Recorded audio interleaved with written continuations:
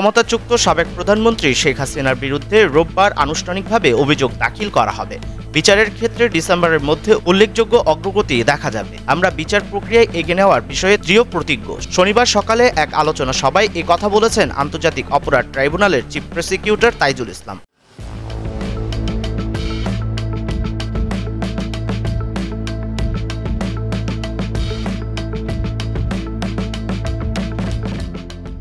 জাতীয় প্রেস ক্লাবে আন্তর্জাতিক গুম সপ্তাহ উপলক্ষে গুমের সঙ্গে জড়িতদের অবিলম্বে বিচার করার শীর্ষকে আলোচনা সভায় তাইজুল ইসলাম বলেন, বিচারের কাজ পুরোদমে এগোচ্ছে, তবে তদন্ত শেষ করতে যুক্তিসঙ্গত সময় লাগবে। 10 থেকে 15টি উল্লেখযোগ্য গুমের ঘটনার তদন্ত সম্পন্ন হয়েছে জানিয়ে তিনি বলেন, জুন মাসের মধ্যেই প্রতিবেদনগুলো পাওয়া যাবে।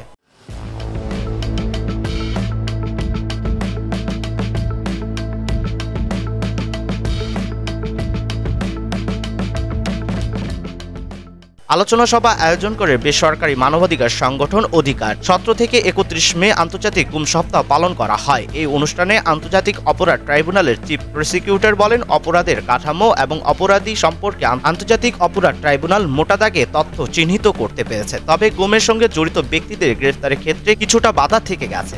গ্রেফতার নিশ্চিতের বিষয়ে আমরা কাজ করছি। বিচারের ক্ষেত্রে আন্তর্জাতিক মানদণ্ড রক্ষা করা, মানবাধিকার রক্ষা করা, বিচারের নামে অবিচার যাতে না হয়, যেগুলো অতীত হয়েছে সেগুলো যেন আর না হয় সে বিষয়ে তারা সতর্ক রয়েছেন।